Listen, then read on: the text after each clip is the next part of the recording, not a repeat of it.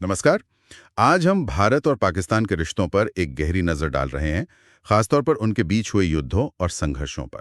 हाँ, ये एक ऐसा इतिहास है जो आज़ादी के बाद से ही लगातार तनाव भरा रहा है। बिल्कुल।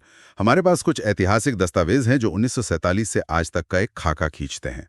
तो कोशिश ये रहेगी कि हम समझें कि ये सब क्यों हुआ और इसके नतीजे क्या रहे। सही कहा, सिर्फ तारीखें नहीं बल्कि वजह और अंजाम।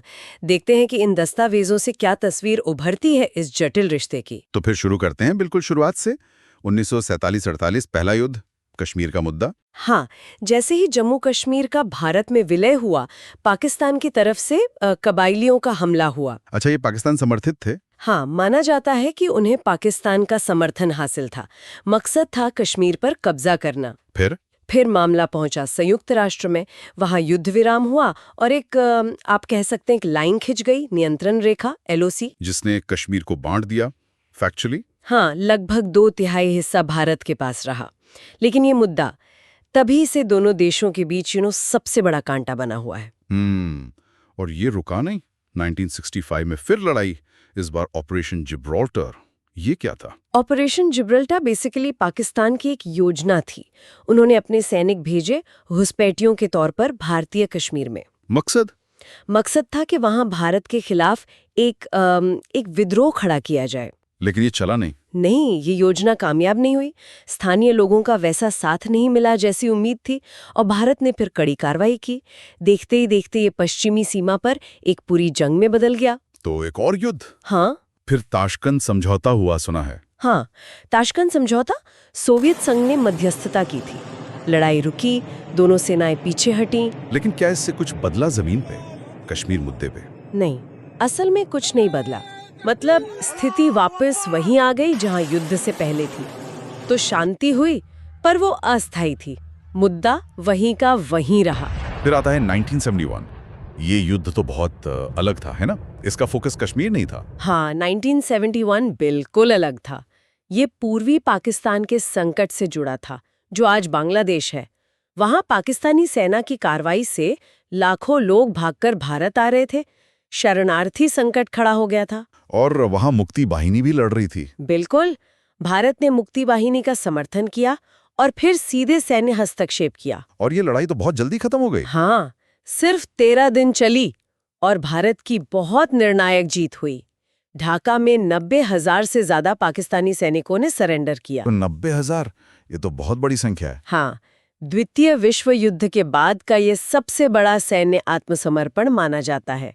इसी से बांग्लादेश बना। और फिर शिमला समझौता हुआ। जी, शिमला समझौता।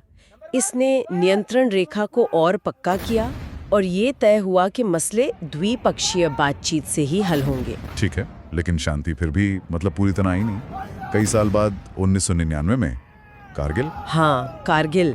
ये तब हुआ जब पाकिस्तानी सैनिकों ने, वो भी घुसपैठियों के भेष में, नियंत्रण रेखा के पार कारगिल की ऊंची पहाड़ियों पर कब्जा कर लिया।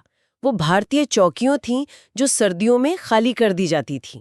ये तो बहुत चौंकाने वाली बात रही होगी भारत के लिए। बिल्कुल। जवाब में भारत ने ऑपरेशन विजय शुरू किया। लड़ाई बहुत मुश्किल थी क्योंकि दुश्मन ऊंचाई पर था। हाँ, वो तस्वीरें याद हैं। बहुत मुश्किल हालात थे। सही कहा। भारतीय सेना ने बहुत वीरता से अपनी ज्यादातर चौकियां वापस लीं। इस बार पाकिस्तान पर काफी अंतर्राष्ट्रीय दबाव भी पड़ा, खासकर अमेरिका का। तो पाकिस्तान को पीछे हटना पड़ा। हाँ, इसे पाकिस्तान की बड़ी सैन्य और कूटनीतिक हार माना गया और तब तक दोनों देश परमाणु शक्ति भी बन चुके थे, तो खतरा और भी बढ़ गया था। इन बड़े युद्धों के अलावा भी तो झड़पें चलती रही हैं, जैसे सियाचिन। बिल्कुल, सियाचिन ग्लेशियर।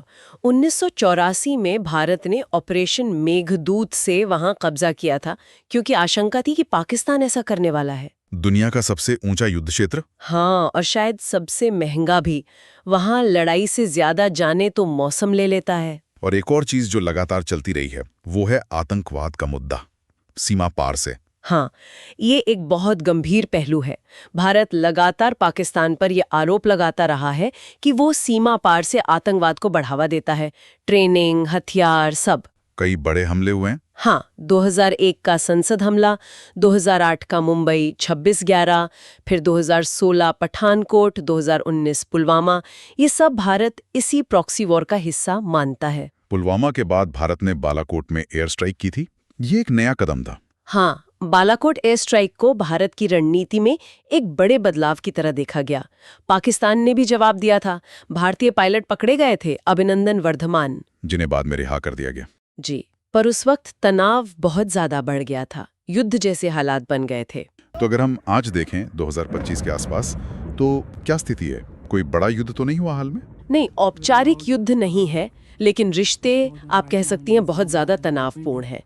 एलओसी पर आए दिन गोलीबारी होती है, सीज फायर टूटता है, बातचीत, डिप्लोमेसी, वो लगभग ठप है। भारत का जोर आतंकवाद रोकने और सीमा सुरक्षा पर है।